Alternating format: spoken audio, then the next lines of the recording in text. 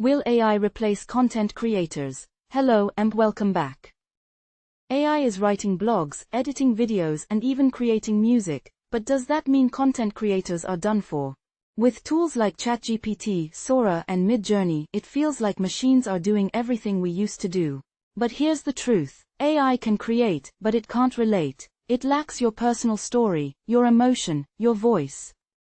Then, what creators should focus on? To stay ahead, double down on what makes you human: authenticity, emotion, and building real communities.